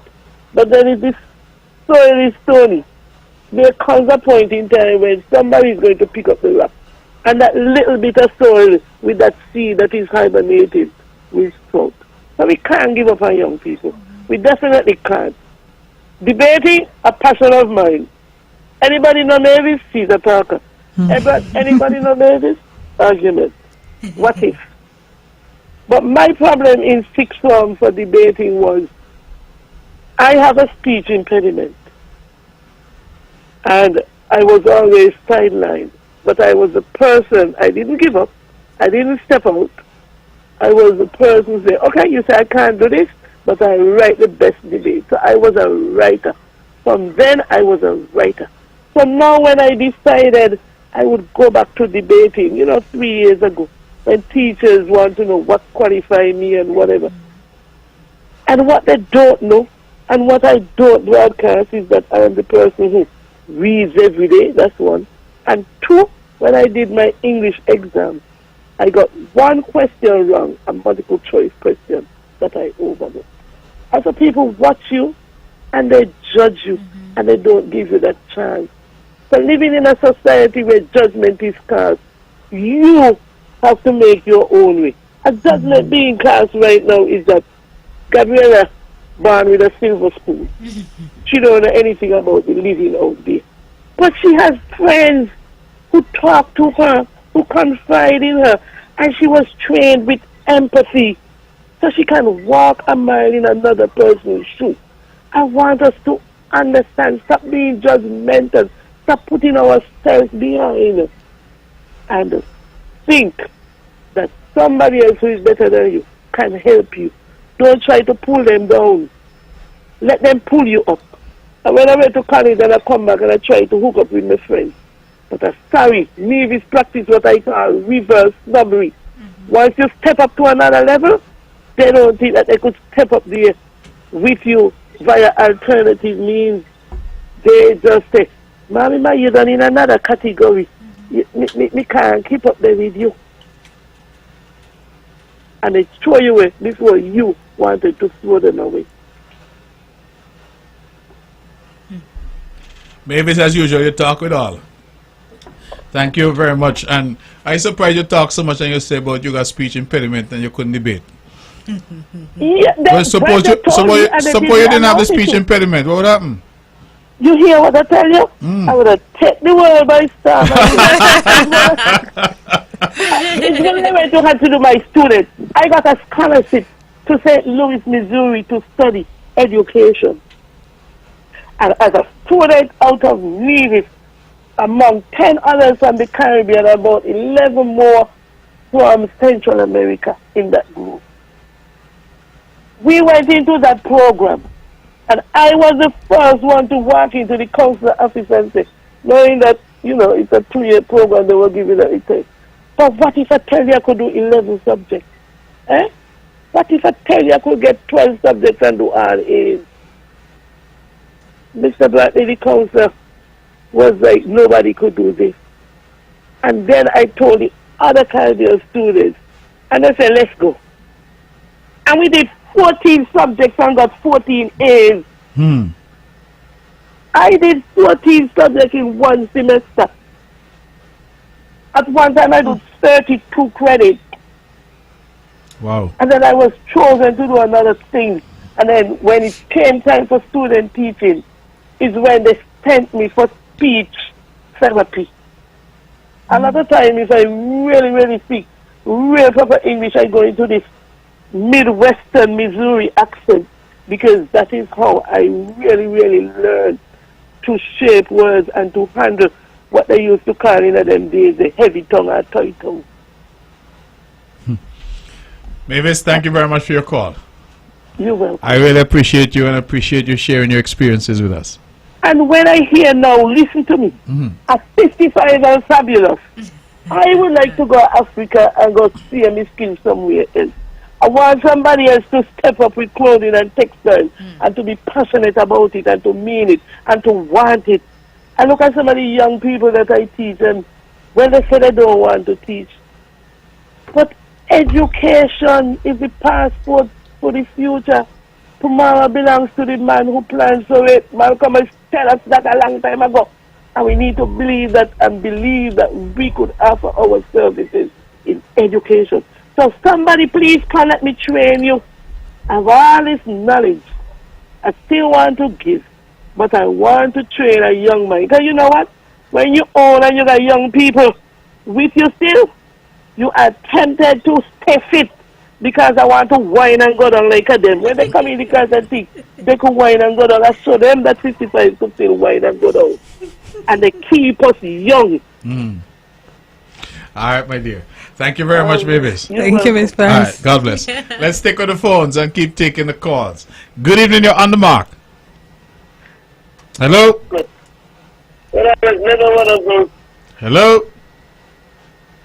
Hi, good evening, Mr. Brantley. Yes, you're on the air. Go ahead. Thank you for taking my call. And good evening to the two ladies there with you. Good Good evening. evening. This has been a most interesting discussion and one that's long overdue.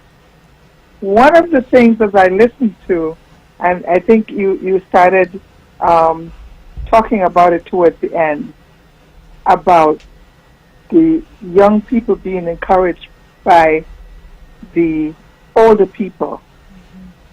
My philosophy throughout life, simply because that's what I was taught and trained as a child, the parents in the home or the persons in the home, the grandparents, the aunts, the uncles, whoever, something is missing, it seems, to encourage the young people.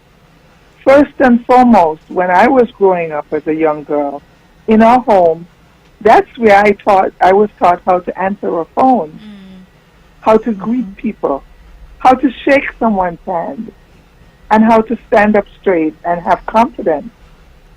Because if you don't display that, people are not going to take you seriously.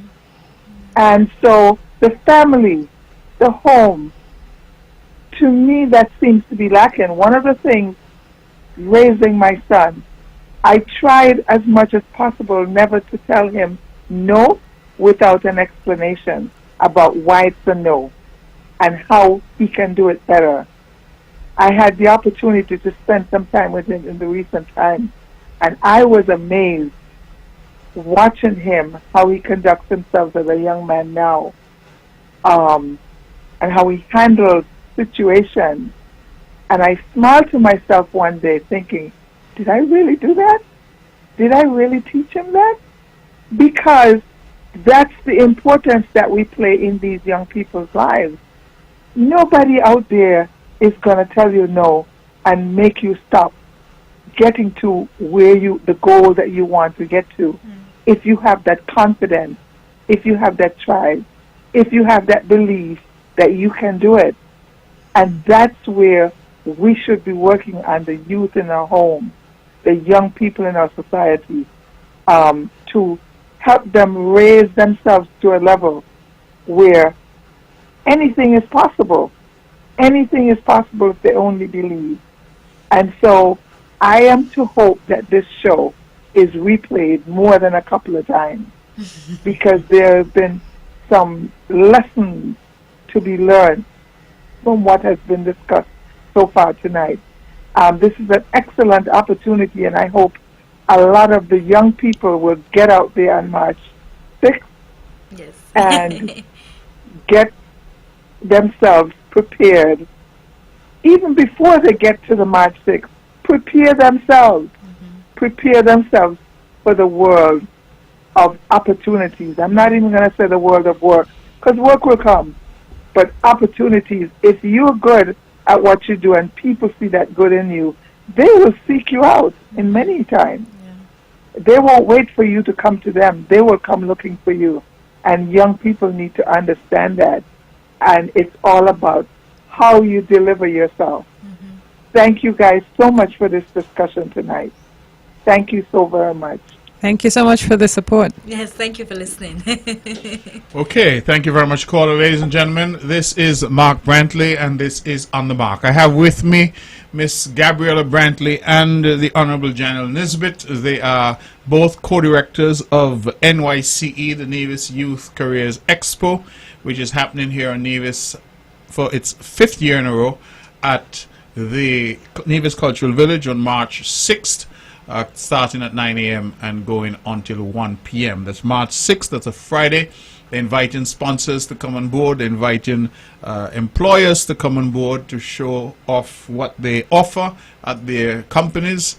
And they're also inviting students and young people to come and to volunteer, but also to come and to look and see what is on offer in terms of the job market, and really to get an opportunity to interact employers and potential employees. It is a great initiative led by young people trying to help other young people, and I think that it's important that they engage. The lines are now open at 869-469-1616 and 869-469-1700. These two young ladies have decided to stay for a while. I have offered them the opportunity to leave, but maybe they're having a good time, I don't know. But they're definitely still here, and so we are happy that they're here. If you have questions for them, please feel free to call in. If you have comments on what you've heard, or since this is a show that takes all opinions, if you have something else that you want to put on the table, you're welcome to do that as well. At the start of the show, I commented that we are having a groundbreaking ceremony at Zion for a brand new housing development in Zion. General, I'm forgetting what it's called, but it had a fancy name for that development in Zion. I saw it today, but I can't remember the name. I can't help you there. There's a new development that's being done, of course, that is being spearheaded by the Honorable Eric Evelyn. And he is doing something in Zion, which is in his constituency of St. George. And then we have the brand new state-of-the-art hospital kitchen at the Alexandra Hospital that is opening. That was a project that took some time because, recall, we had some electrical and other issues that needed to be resolved. But I'm advised, I have not yet seen it, but I'm advised that it is really something to behold, with commercial equipment, commercial grade equipment, and everything brand new and ready to go to serve the hospital and to serve the people of Nevis. And so we have continued to invest, and I think that that aspect of the overall hospital project is now completed, and we decided rather than to wait to go ahead and open it, because it is ready to be opened, it is finished, and I think that happens as well this week. Tomorrow, that happens tomorrow. So those are two major things that are happening this week. I think the groundbreaking happens on Friday. So those are two big events that are happening. Around the region, CARICOM heads will be meeting here in St. Kitts, Nevis next week. We will have to see what happens there. It'll be interesting to see who their special guest is going to be. Ordinarily, they bring in some high-profile guest from somewhere around the world. It could be a prime minister, it could be President Trump might be coming, I don't know. Somebody may come, and so we'll have to see who comes and what they have to say. Of course, Prime Minister Drew is now the chairman of CARICOM, and Foreign Minister Douglas is the chairman of COFCOR, that's the foreign relations entity, if you will, the grouping of foreign ministers. So by coincidence, St. Kitts Nevis is chairing both at the same time. And so we are definitely in the driver's seat insofar as CARICOM is concerned at this point in time. And so we look forward to see what comes out of that, who will attend, and what will be the result. Again, ladies and gentlemen, if you are desirous of telling us something, saying something, engaging with the panel that I have here, two young people, you are free to call in 869-469-1616. and 869-469-1700. Those are the numbers to call if you want to be a part of the show this evening, and we urge you to do so wherever you may be listening from. I was online looking at the feed. I do that sometimes, and there are quite a few people who are listening from places like the Virgin Islands and elsewhere. I want to say good evening to them. They usually come on, and whether it's on YouTube or it's on Facebook, these are the modern tools that are available to us to reach out. I sometimes laugh and say when I started the show, it was just me here in this little room. And now I have to be careful what I do because I'm on camera. People are watching around the world. People can tell you whether you look tired, whether you look beat up, you know, what's happening. So you have to be far more careful now. Anyway, I think we have a call. Let's see if we do have a call and say, good evening, caller, you're on the mark. Good night, Honorable Brantley. How are you, my friend? Hello? Hello? Well, let me turn up my volume. Okay, now I can hear you. Go ahead. Yes. Yeah, good night to you Good evening to you. and to the lovely ladies you have back there, your daughter. Hi, good evening. Good evening, dear. Congratulations to you. Thank you and so to the much. other lady there.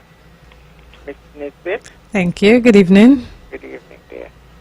Yeah, Mr. Brantley, I call in to read my scripture. Of course. Okay. I'm reading from Psalms 133. Behold how good and how pleasant it is for brethren to dwell together in unity.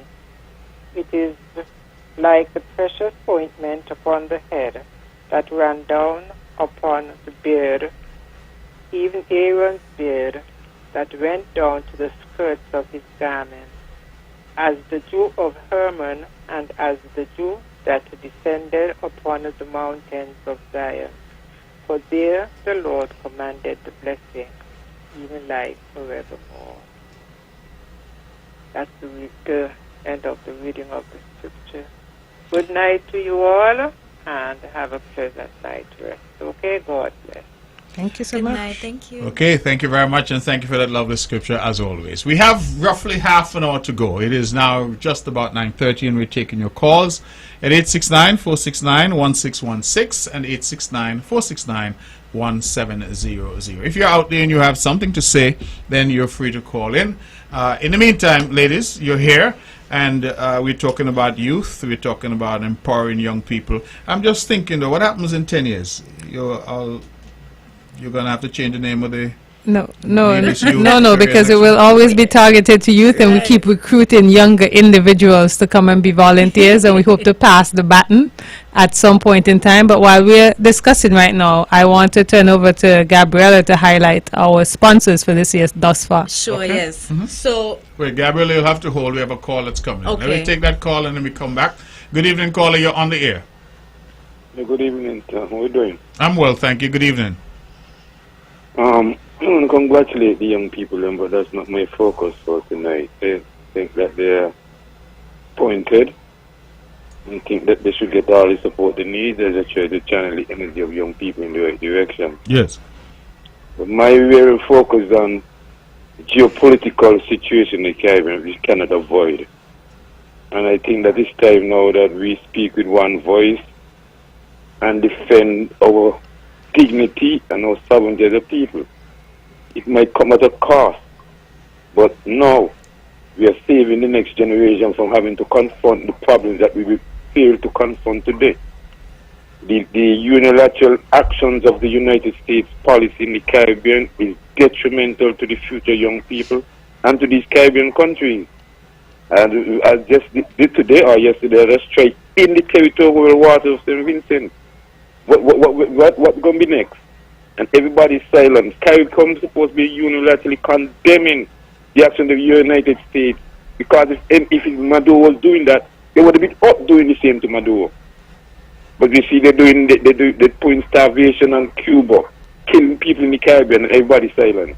Everybody condemning the wickedness of America that they're doing in the Caribbean. Everybody's silent. Because everybody wants to be in good shape with the devil. There's a price to pay for being in bed with the devil, you know. And we're going to see what we're going to see in the future it goes. Because this thing must stop.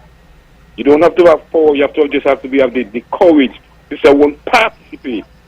You don't have to eat corn or eat fish every day or bread food or before starve for my dignity and respect. Give thanks, Mr. Virgin. All right, thank you very much for that, and I hear you loud and clear, and I appreciate that sentiment that you've expressed. I think some people hold that view. Some people feel that there is a need for the region to speak with one voice, and we hope that we will get to a point where the region and the regional leadership recognizes that we are truly better together, and as small nations, the only way we can amplify our voice is to sound it together. Let me go back to Gabriela now. Gabriela, tell us about, again, hold on, we have a call, forgive me. Good evening, you're on the mark. Hello? Yeah, good evening to you, the host. Good evening to the two young ladies in the studio. Good evening, good evening. Hello? So you, Mr. Host, I'd like to ask you one or two questions tonight concerning solid waste. Uh-huh. One, I want to know if you, as the Premier, know there is a fire at solid waste since December. That's one. Two, I want to know what the plan is about the fire that's burning today at solid waste. Okay, caller, those are the questions?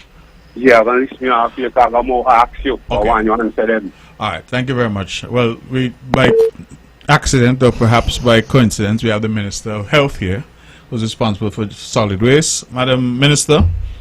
The nature of solid waste is that sometimes there are fires at the dump site. However, there has not been any consistent fire flowing since December, I think the caller just said.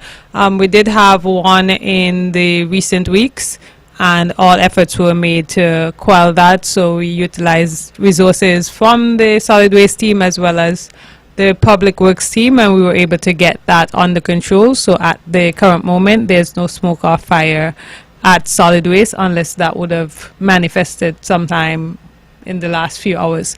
But there we have that under control at solid waste, and we continue to monitor and put mechanisms in place to deal with them when they arise. But I think it's also important to note that the nature of solid waste is that from time to time you will have, because I think as waste decomposes, it generates certain gases. Yes. And so that is always a possibility that you will have fire across the globe. Yes, it doesn't mean that there's any negligence or any, absence of good practices. It's just one of the risks associated with that methodology of disposing garbage, that you will have gases build up from time to time. So I'm happy that you're here so that you can explain to the caller, since obviously I would not be the one who deals with that day to day. Ordinarily I have to kind of try to answer questions even though they don't come directly to me, but what you've answered is what you've also updated the cabinet on. So let's go back to the phones. Gabriela, we're getting some calls, so you have to hold on for us. Caller, good evening, you're on the mark. Good evening. Yes. When I left the studio, I come solid waste. That's all I'm going to say. Whenever I left the studio, leave the studio and come solid waste. I'm going to be out here waiting for all you. Good night. Okay, caller. Well, good night to you, and don't wait because I won't be there. Solid waste is for the workers, the professionals who handle solid waste. The minister is here. The minister has given a response. If there is a fire that has flared up since we have been here at the studio, then the professionals will handle it. We have people who are competent and people who are in place to handle it. The minister is not a worker at solid waste. I am not a worker at solid waste. We have competent people who are in place to do that. So thanks for the invitation, but on this occasion, I don't think there's a need. You have had an answer, and if there is a problem there, then the professional, competent workers who are employed to deal with solid waste will handle it. Gabriela, tell us about your sponsors. I think we have another caller. Another call. No. Let's take the phone since callers are coming in. Yes, caller, go ahead. You're on the air. Mr. Premier. Mr. Premier. Caller, why don't you do us a favor and stay on the line so that we could... Okay, you call and say good night again. All right. I'm not sure. Tonight is free calls on one of the carriers because I don't understand. Caller, this show is really for us to exchange. So if you have something to say, you call and you stay on the line. We have a discussion. So you don't need to call 10, 15 times. You call once and then you move aside and leave room for somebody else now to make a call as well. So let's hear from Gabriella Brantley about your sponsors. That's a very important part of what you do. Yes, so we do have a few sponsors on board. Of course, we're encouraging more persons to get on board. Right now, we have as our platinum sponsors Carib Eats, Daniel Brantley Attorneys at Law, we have Flow, and we have the Nevis Culturama Secretariat. For our gold sponsors this year, thus far, we have the Finish Touch, we have a Radius, and we have 17 Degrees North Realtors. And for our bronze sponsors this year thus far, we have Pimento Foods. So of course we're encouraging people to sponsor and of course to participate. The participation of course is what's most important. We want the businesses to come out and to engage in dialogue with the young people that will be there, the 4th, 5th and 6th formers that will be present. Janelle and I were discussing we do have limited availability as it relates to participants. We have about in and around 40 businesses that have already signed up for this event. So we're closing officially our participation, I think we said on Monday. Yes. Yes. It was initially Friday, but we said we'd extend it to Monday of next week for those to sign up for the purposes of participation. And I just want to emphasize while we're on that, sign up is absolutely free of cost to businesses. So you don't need to put in any fees whatsoever. Right. Just sign up with us. We have limited space left remaining. So definitely get in on this great opportunity. Yes. And if you have 40 and you're asking for other people to sign up, how many can you accommodate? We can accommodate up to 60. The goal is generally 50, but we are ready and capable of handling 60 as well. The space allows for a larger crowd, yes. Okay. And these and just to make it clear that you do not need to be a sponsor to be a participant. No, you do not. No. Our priority has always been to participate first, so we want to make sure that businesses know even if we seek sponsorship, if you're saying we can only participate, that is a tremendous contribution that we value. Okay. All right, ladies and gentlemen, this is On the Mark. I have with me the Honorable General Nisbet and Miss Gabriella Brantley. They are both co-directors of NYCE, the Nevis Youth Careers Expo. They said they've launched a website. Could you remind us what the website is again? Sure. So that's www.nevisyouthcareersexpo.com.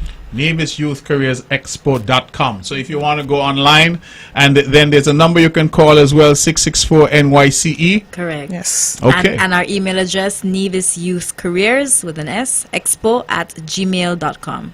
All right, so there you have information if you want to play a role. Young people helping young people doing something for young people, by young people, for young people. I think that's very important, and that is what they're seeking to do. We're taking your calls at 869-469-1616 and 869-469-1700. Those are the numbers to call if you would like to be a part of this show this evening. And I see that Madam Minister is sending messages to her team at Solid Waste. I am. What's going on, to be sure. But that's why we employ competent people so that they can handle anything that arises, and that's important. So caller, if you're listening and there is any issue happening at Solid Waste, the professionals will take a look and be sure that the people of Nevis are protected. That is what is most important. Let's go back to the phones and take this call. Good evening, you're on the mark. Hello? Good evening, Honorable Mark. Good evening to you and the guests. Good evening, brother. Good to hear you. Well, I'm glad to hear you all speaking. Which I want to try me two little words. You all speaking about jobs. The problem we have today as parents, we don't teach our children dress code. Number one, long time with our parents used to teach us about dressing. We had home clothes, we had going out clothes and church clothes. But today the youngsters, them as young parents today, having the children dragging slippers and socks and going to church and things like that. I think that's the problem today we have today, which as the young lady was saying, that going on a job, you have to dress properly. And I tell my son the same thing about one time I catch him with the pants down below his bottom, and I said, don't let me see it again. And he's the most dresser now. because I stop him from time I see him try to wear his pants down below his bottom. And nobody can dress better than he. You know, and I'm glad y'all are speaking on about jobs. And the next thing, Honorable, where the youngsters them need to do now also, have respect on the road, because sometimes they don't disrespect business people. And when they go to look at job now, the same business, to meet up on the man, the boss, who you disrespect on the road. I say, oh Lord, Yes. you ain't gonna get the job again. So these are the things that the youngsters them need to learn also. And some of us don't tell them that, you know, because sometimes some company buy out one extra toes. Oh Lord, I disrespect that man on there. And look how they buy out the company. Next to toes, they let me off. So these some of the issues that the youngsters them need to learn. But I'm here listening. So good night, ladies. Have a pleasant night. Honorable also to you. Thank you so much. Okay, my brother. Good to hear you, as always. Thank you very much for calling. We're taking calls at 869-469-1616 and 1700. We have about 16 minutes or so left, and so some time to take some calls. Again, the major development at Rice's that has been long talked about by us is happening. We are breaking ground. I'm told that offer letters are out. Young people are getting a chance to own a home, and we are very grateful for the work of Minister Evelyn and his team. And then at our hospital, we are also tomorrow opening our brand new state-of-the-art kitchen there. It has been in the works for some time. It is now finished, available. I want to thank Madam Minister Janelle Nisbet and her team for delivering on that significant landmark for the people of Nevis. All of these are very important developments as we continue on that relentless march to develop this island, to grow this island. To the people up there in Upper Brown Pastures, I like to call it, Morgan's Estate, I just want to tell you that we have resumed construction on your road. We hope to be finished very, very soon.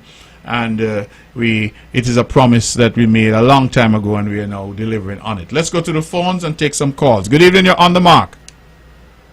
Hello. Good evening. Good evening to you. Hi. I would just like to say good evening to the other panelists as well. Good evening. Good night. I think Gabriella was the person that mentioned that listening is such an integral part of any kind of job, interview or, you know, any kind of testing or anything that these young people will go out and try to accomplish. And I can just give one example. I went for a testing for a job, and they said, oh, do part A and then stop. Then they said, do part B and then stop. And each time you'd stop, put down your pencils and so forth. Then they said, do part C and D. And I didn't hear them say, do part D. So I finished, and I was looking around thinking, oh, people are still writing. But I'm thinking, wait, oh, I was supposed to do another part, and I didn't realize. And at the end, of that section, they took the question sheets away. So once you're unable to have the question sheet, you no longer have the option of really answering those questions. Right. And I ended up failing that job testing by like only 2 or so %, whereas that section that I missed was worth like more than like around 20%. So it's quite important to actually listen. It seems simple, and this just seems like it's something that everybody just thinks they do, but unfortunately, we don't actually listen enough. So I think it's a great initiative that you young ladies are taking to try to help the younger generation. I obviously I was born in Nevis. I wish the youth in Nevis nothing but the best, and I say continue, and you guys, I wish you only the best. Have a good night. Thank you so much. Thank you so much, Kola. Okay, thank you very much for that, and very positive endorsements. You all are getting some good calls tonight. People seem to actually like the idea and like what you're doing, so that's always useful, always beneficial. We have about 12 minutes left to the hour of 10 o'clock. Of course, at 10, the show comes to an end, and so if there are people out there who want to call, again, it's all about the Nevis Youth Careers Expo. My guests this evening have been Gabriella Brantley and Janelle Nisbet, and they're co-directors of this initiative. It's about youth, helping youth, making opportunities available to other youth, and they're saying that they're still open for volunteers, they're still open for sponsors, and they're also open for participants. That is, businesses out there who want to come and show what you do, you want to be a part of the engagement with young people, you're asked to come out to the Cultural Village on March the 6th. That's a Friday. It's going to start at 9 a.m. and go until 1 p.m. They say they have 40 registrants already, businesses, but they can accommodate more, and they are inviting those out there who have not yet signed up to sign up and be a part of this movement. I think it's very important. I'm very proud that this is now 5 years, so it means that there's some stick-to-itiveness, which is very important in life, that you keep going and you keep trying. What I found is that as you go, it gets bigger and bigger. I was by way, maybe it's not a complete analogy, but I remember when we introduced the Mango Festival. It was sort of a fringe event. Now the Mango Festival has grown to a point where it's a major attraction all across the Federation and the region, and in fact even farther afield, because as you keep doing it and you get better at it, and people now become accustomed to the idea. So hopefully, I'm told that when they are, how should I put it delicately, older, and 10 years from now, they will have others who will be in position to carry on this very important initiative. So I say kudos to them both. I think that that's very important, what they're doing, and I think we've had a good discussion thus far this evening about young people. I know we mentioned the importance of time as well for the students in terms of interviews, but while we emphasize time and we begin the careers fair at 9 to 1, I want to encourage the participating businesses and organizations to come around 8 to set up. We found some of the years the setup begins at the time the event is supposed to start, and it doesn't allow the students to get the maximum output from what we're trying to establish. So just encouraging the participants as well to show up, set up your booth areas. It takes a few minutes, so you want your booth to be attractive to the students as well. So show up early. Well, that's important, because if we're asking the prospective employee to be on time, and certainly the employer should also be on time, because I think that's important to show professionalism on all sides, and that's important. I came to my office the other morning, and for circumstances outside my control, I was late and met the folks sitting at the office waiting for me, and I actually apologized quite profusely to them, because I really hate being late.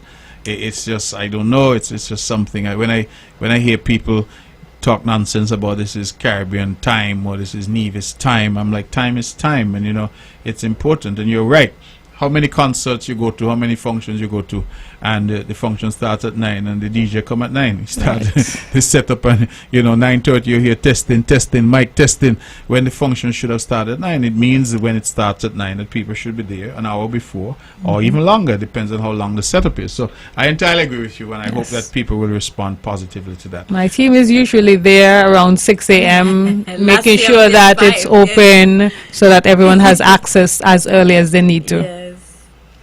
Okay, so ladies, we have about 8 minutes left. We are going to hand things over to you if you have any final words to encourage young people to seek to, motivate people to come out, to encourage your sponsors. Perhaps you can give us an idea again of who your sponsors are, to give them a plug. Okay, give the rundown. Sure. So again, platinum sponsors for this year's event. Thus far, of course, we're still encouraging sponsorship. We have Carib Eats, Daniel Brantley, Attorneys at Law, Flo, and Nevis Cultural Secretariat. For our gold sponsors thus far, we have The Finished Touch, Radius, and 17 Degrees North Realtors. And thus far this year, for our bronze sponsors, we have Pimento Foods. While I have the floor, I also wanted to mention that there are certain areas or industries or trades that we really struggle, to put it lightly, to get participants in, right? So some of those areas are, in the areas of trades, vocations, things like welding, construction workers, plumbers, electricians. Those are usually areas where we lack. So if there's anyone listening that, does any of these things, or maybe knows somebody who knows a friend who knows a friend, we'd really, really appreciate any support we can get in and around those areas. We tend to lack severely in those trades and vocations year after year. So if anyone's listening and can do those things, is interested in speaking to the students about those things, then please reach out to us using, of course, our phone number or the email address that we have provided, or of course our website that is now live. And while we're having that conversation, I just want to sensitize potential sponsors as well about the tiers that are available to them for sponsorship. So our platinum sponsorship is $2,000, and that of course comes with your logo being prominent on all the promotional materials. It comes with a full page advertisement in our brochure. It has options for banner placement. Your audio ad will be played around 5 times throughout the event. You will get 2 of the event t-shirts for yourself or your staff, and that package is all inclusive. We also have our gold sponsorship, and that's at $1,000, and that has some similar benefits in terms of names and logos on our promotional material, a half-page feature in our event brochures, 2 t-shirts as well for your company, just branded publicity as a gold sponsor, and your audio ad can be played twice throughout the event. We have our silver sponsorship tier, that's $750, and your company name would be printed on all the marketing materials. There's 1 event t-shirt included. You have the exposure as a silver sponsor on our social media, and you will of course get recognition as well by our MC for the event. Our bronze sponsorships rounds it off at $500, and that includes your company name being printed on our marketing and event paraphernalia, brand exposure, and your organization or business would be recognized at least once throughout the event, twice by the MC, and you get 1 event t-shirt. So there are different areas that you can contribute. It doesn't have to be platinum. We appreciate all contributions, but above all else, we appreciate your participation most sincerely. Okay, that's a good pitch. Gabriella, any final words from you in the last 5 minutes or so of the show? 5 minutes is a long time on radio, huh? So, it's a long time. So just to add to what Janelle has said in terms of contributions and, us being happy for essentially anything we get, we're also happy for contributions that aren't necessarily cash ones. So, of course, something like this takes a lot of tents, it takes a lot of cheers, it takes a lot of things of that nature. It takes, an MC, it takes, equipment that an MC would need to use. It takes quite a lot of things to put on. So if you're listening out there and, you may have access to, several tents, chairs, tables, you name it, and you'd like to contribute in that way, of course, we very much appreciate it if you can contribute in that way. So it's not just necessarily cash contributions, but if you can contribute in other ways. We've had persons in the past who have contributed by giving us, food in the past. So people who have, contributed, baking goods, people who have contributed things like tents in the past. So it need not necessarily be limited to a cash contribution. It can be a lot more than that. Speaking of which, the Department of Community Development always sponsors us with tents, tables, yes, and chairs to the degree that they have the supplies available. And the Culture Secretariat sponsors the event space, and so we also always give them that appreciation. But while we're on appreciation, I know the Premier asked about 10 years down the road, we have an entire team that we work with, and so I think we can recognize some of those individuals. Gabriella will fill in the blanks that I miss out, I'm certain. So we have individuals such as Chris Clark, Julian Nisbet, that's my nephew. JJ. He's the third, Julian Nisbet the third. We have Shikana, who does our T-shirts as well. Excellent work annually, and she's also a sponsor. Catherine Wilkinson. Sometimes she might be the one reaching out to you, confirming your participation. On our behalf, yes. Mr. Erin Brown, and we have a few more participants as well. Yeah, I think that's really the core this year. We do have persons who come in, the day before and would volunteer their time to set up, in terms of the tents and the chairs, you name it. There's a lot to set up usually on the day before, and even sometimes on the day into the wee hours. But I think Janelle has named the real core team that has really been with us since the inception. Of course, people like Shikana Thomas, she's one of my best friends. She has been with us from the inception, and people like Catherine have also been with us from the inception. So I think that's... And our website designer. Yeah, our website designer, Mr. Cordell Smith. He's recently joined our team. So our website was kudos to him. Yes.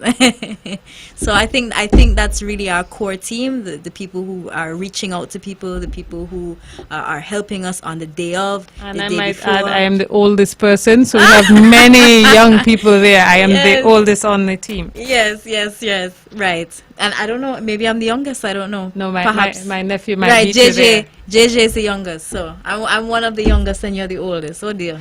A full range. Full range indeed. All right, ladies, it was an absolute pleasure having you both, and thank you for putting up with me and spending 2 hours. I know you both have other things to do, but the fact that you chose to be here and to spend this time is demonstrative of your commitment to this cause of young people uplifting other young people. So I'm truly grateful that you spent the time, that we had an opportunity to chat. I'm hopeful that those who listened were enlightened and encouraged, and I really hope that people come out in large numbers and support this very, very important initiative. So happy 5th anniversary. I hope things go well. I hope the sponsors come on board. I hope the participants come on board, the volunteers come on board, and importantly, I hope the students come out, 4th, 5th, and 6th formers from our schools here on the island of Nevis. So thank you for your effort, and may it prosper and may it continue.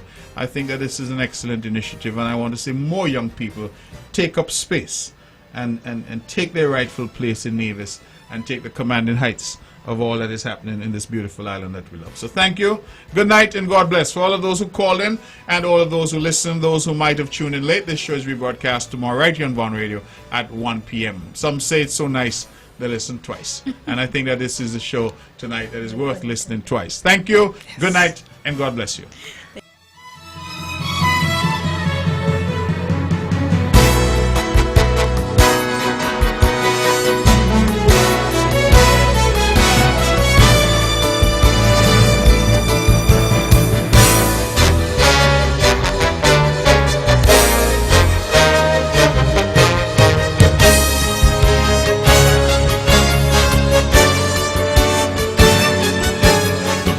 And opinions expressed on the preceding program were solely those of the participants.